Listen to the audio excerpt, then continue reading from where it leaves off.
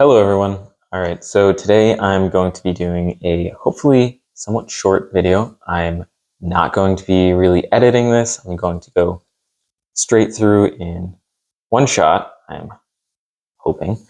And we're just going to be doing a very simple pen and pencil kind of sketch. Mostly pen in the end because I may erase some of the sketch. But let's get right into it.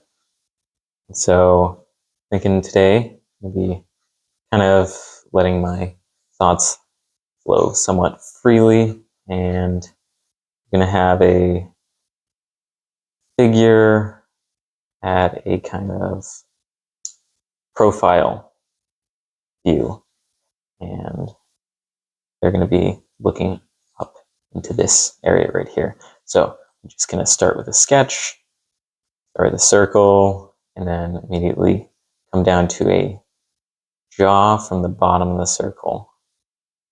That is a little forward and out next to the chin, and mouth kind of will have a protruding area for the mouth, and this center line will be the ridge of the brow. And so from the top of the jaw, we'll have the ear. The front of the ear lines up with this center line as well. The top of the ear will line up with the eye itself, which is about where the cave in of the front of the face for the nose is. So, have a female character here, so somewhat smaller nose. Of course, it's a very beautiful woman out there with larger noses. I'm just portraying a certain stereotype in Western culture. So, nothing wrong with portraying stereotypes, just know that that's not always reality. As long as you can do that, A-okay. And yeah, alright, so that's fine with the face. Probably come back to it, might readjust it, but you're gonna just go very quickly through this.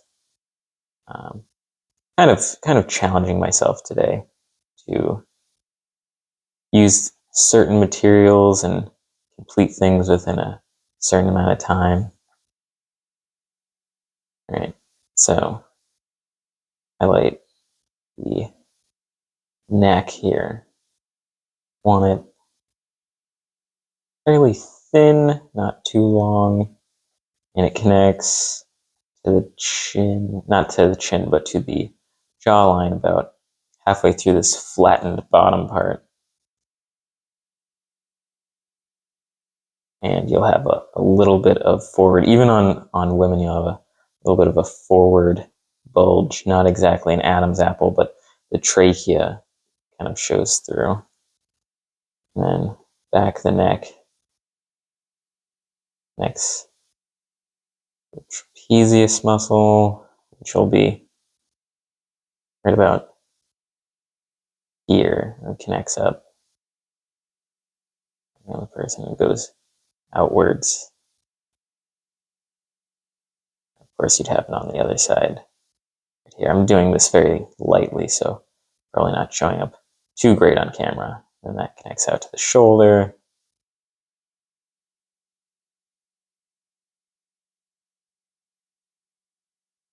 And then front defining point would be this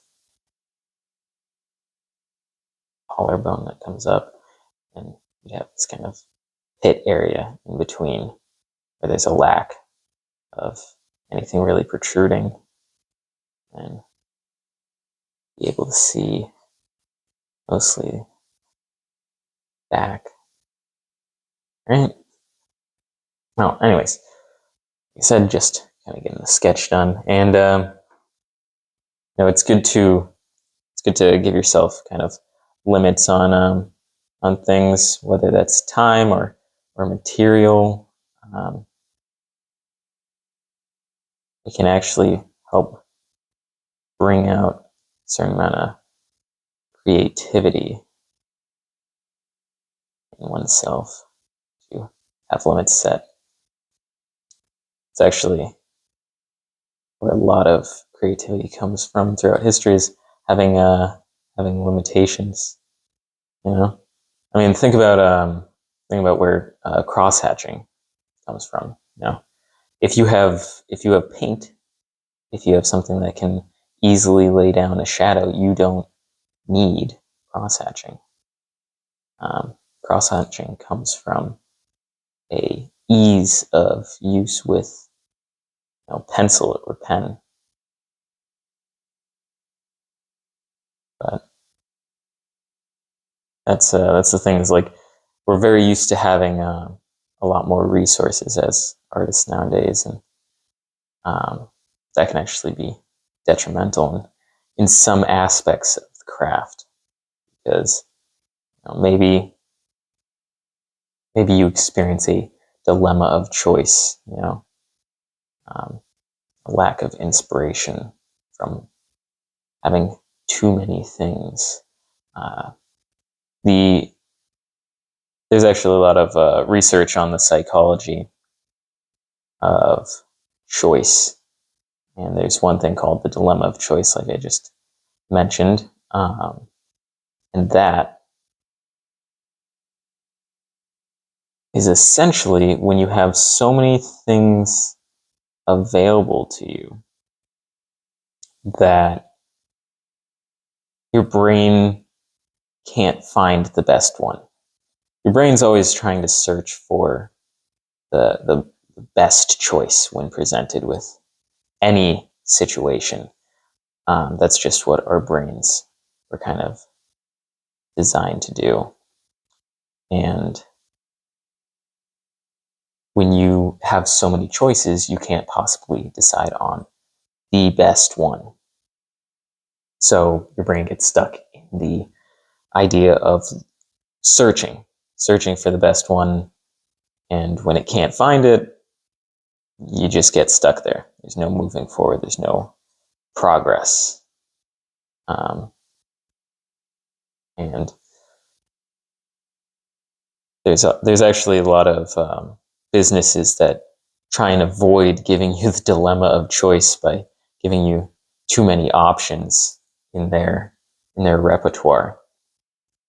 So like movie theaters are a very famous one for selling popcorn or drinks. When they present you with the options, they will almost always have it set up so that they can create what's called a comparative decision-making environment. Essentially, your brain's a lot better at distinguishing if something's good or not if it has a close comparison. So when you get presented something where it's like, oh, the small is $6 and the large is $12, or the medium is $12, but the large is only 13. So comparatively, I know that the large is better than the medium, which leaves the small as unknown.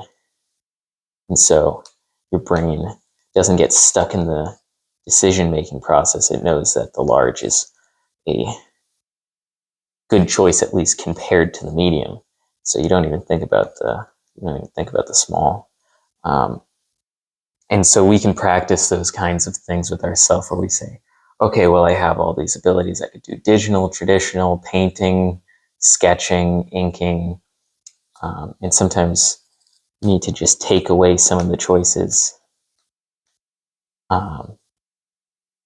because they're actually not helping you. They're harming you. I'm not fully liking this. I'm just going to make it lighter. Not completely get rid of all my progress. Just going to use the side of the eraser. And I'm gonna look at this from a new angle and say, okay, well, I want the face to maybe a little smaller, I think. Where did I put my eraser? There it is. All right. Yeah, I want a little smaller of a face, maybe a little softer. The nose is a very vital piece of anatomy when it comes to telling certain things about a character, like age. The nose doesn't really stop growing throughout life, so it's kind of used as an indicator of age often. Larger, longer nose can kind of tell someone that, okay, this person's been around for a while.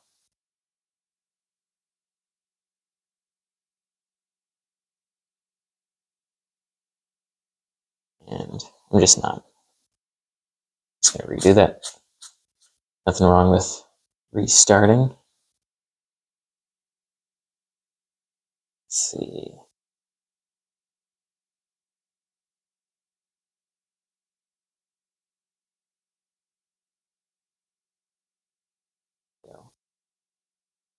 That's my starting point.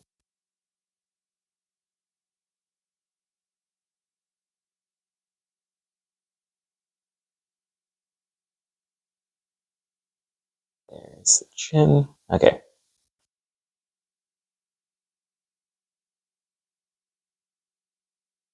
Again, brow line right here. Goes down to the eye. And dips out.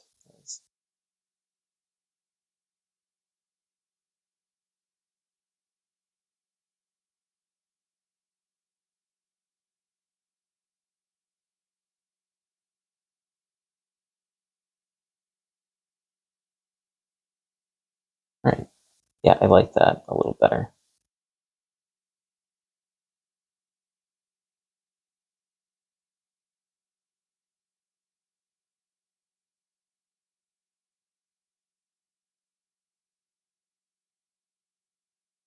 Hmm.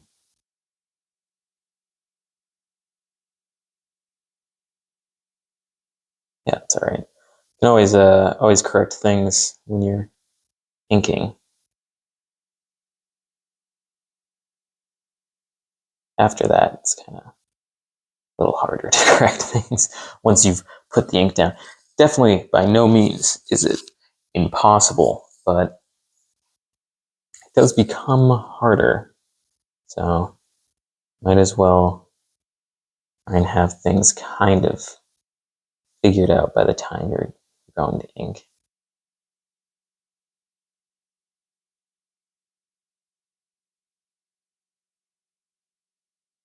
And just going to give somewhat short, messy, curly-ish, wavy hair. I don't know. Artist, not a hairstylist. But I'm going to let that kind of be a little bit more to the pen than the pencil. I find that sometimes just leaving things up to once you get to the inking portion can be helpful. Not in terms of anatomy, but things like clothing, hair, those things that are a little bit more in need of a wavy, non-distinct form. Those things can often be left for later, purely because going over and being overly concerned about them can lead to them looking a little too stiff. So let's leave it at that. And I'm not sure which kind of pen I'm going to be going with today. I have this Pilot G2, which is just a normal gel pen. But I also have fine liners sitting around, which can always be helpful for getting a little bit cleaner look. So not exactly going for a clean cut look today. So I'm gonna go ahead and start off with the pilot. Maybe. Let's see. Let's just go for it. Start the ear. Not overly concerning area to start with. Not the most noticeable. Ear can be accomplished with very few lines. I'm gonna smooth out the jaw a little bit. Not too much. You want the bone structure to show through.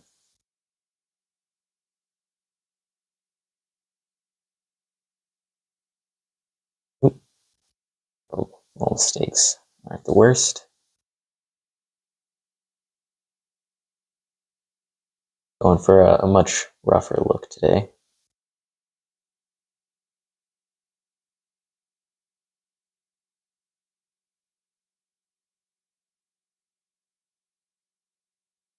A little bit of an eyebrow ridge. Again, smoothing it out. Mainly because female character. Again, there are obviously times when this doesn't apply, but I'm speaking in generalities. Generally speaking, female characters will have smoother features. It's easier to indicate to an audience that it's a female character if you have them with smoother features.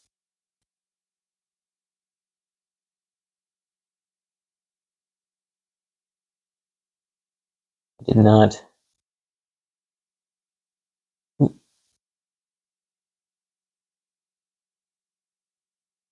Right.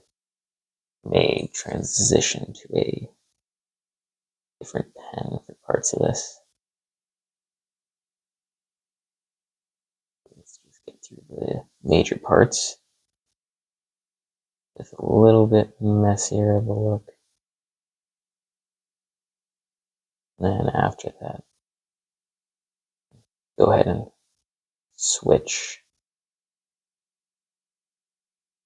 All right, let's get the hair going a little bit. Let's see. I think I'm going to stick with this pen for now and just erase a little bit. Where's my eraser?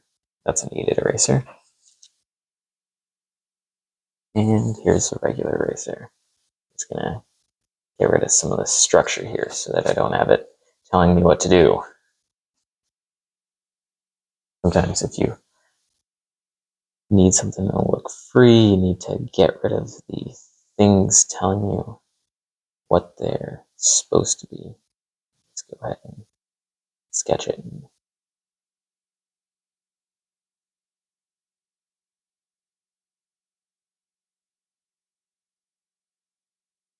Few lines can be very helpful. I'm just very gently adding in small things. Only using larger sweeping lines when I actually know for sure that that is where I want things to end up.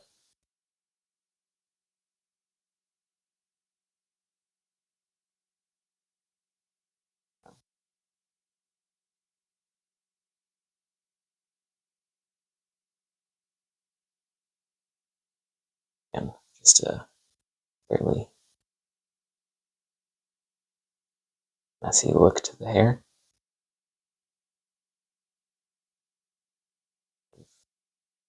Few defining lines. Places where it might stick up.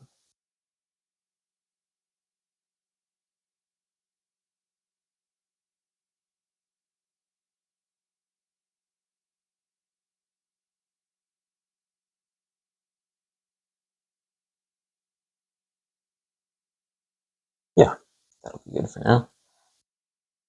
And now we'll just transition this clothing. I was thinking that for today, do one of those kind of puffy shoulders for the clothing.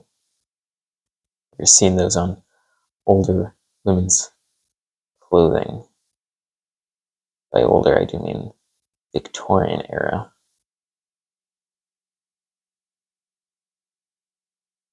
They'd have a lot of material at the top and then somewhat elastic band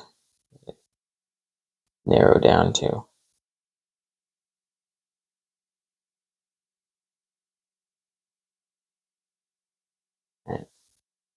And let's see, add in a little bit of collarbone coming back right here.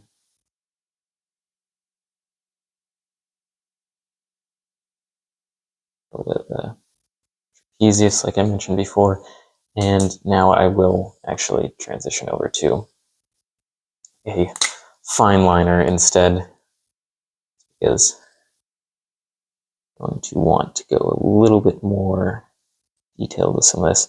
Thinking that with this type of material, you often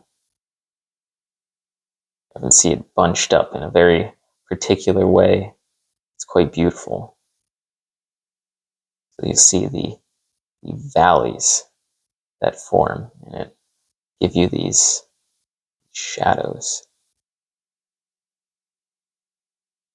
And today I will be using cross hatching, which lends itself wonderfully to depicting these valleys as shadows.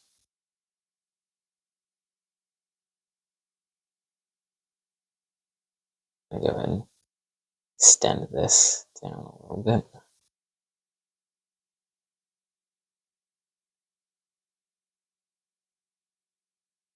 All right. So, as I was saying, use cross hatching here. So, give the line a little bit more definition.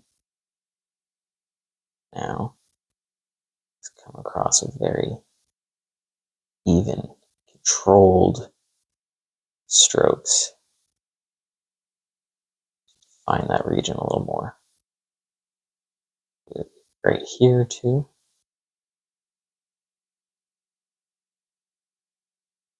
Let it gently taper off into a slightly lighter shading.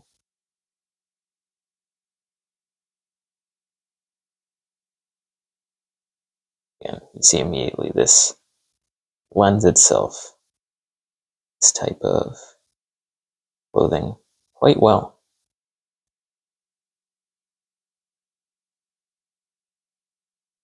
As I was saying before, cross-hatching. Something born out of limits. Creativity born from limits.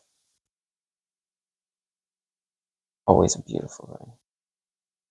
Don't forget to limit yourself at times.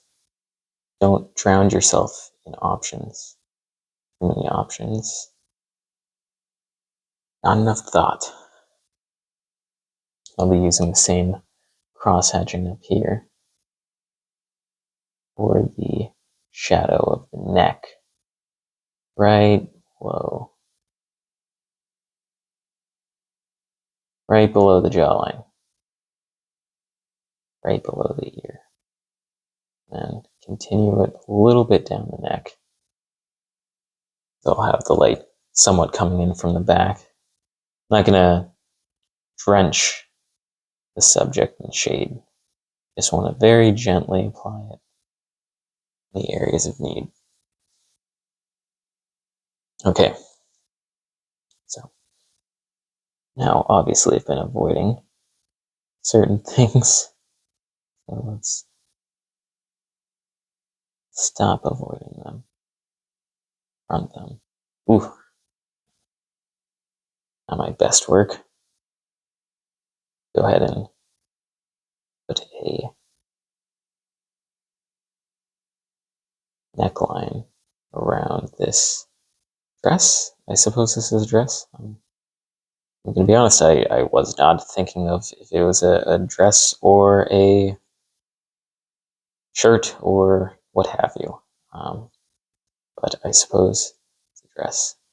I'm going to put frills around this neckline.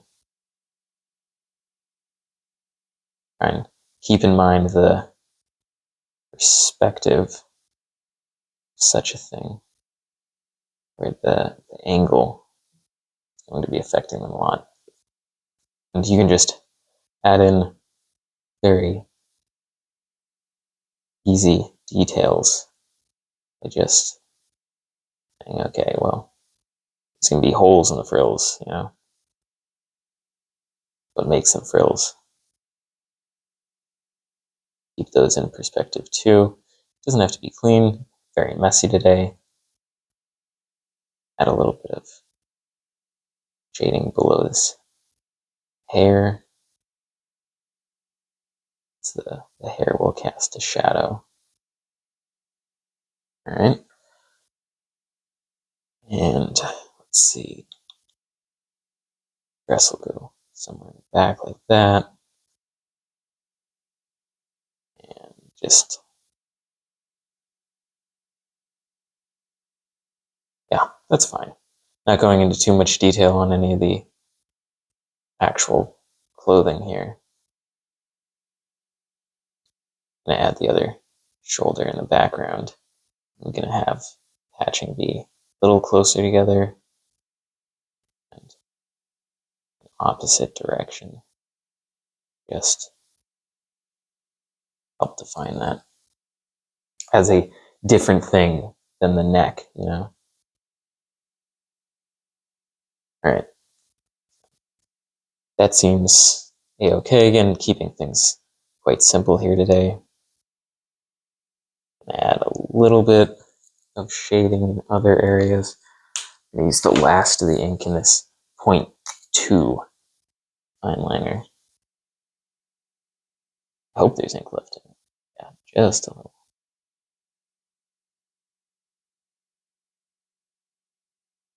All right. Use that same ink on the lip. A little on the nose.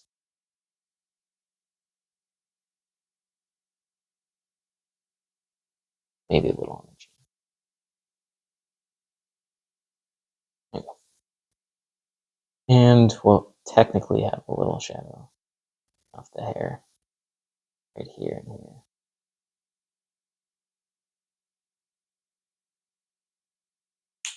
Again, not going overly detailed. Use a slightly thicker 0.8 to just highlight certain things.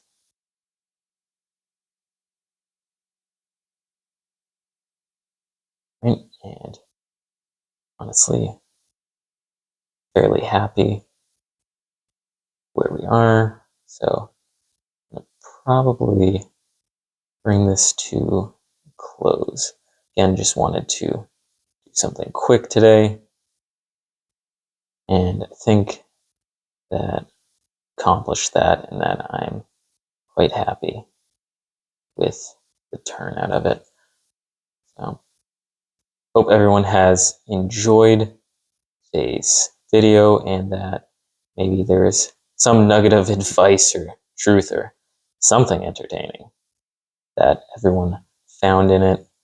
And I'll go ahead and finish up with just a little bit of inking and call that a day. So thank you for joining me. Hope you enjoyed the video, and I will see you in the next one.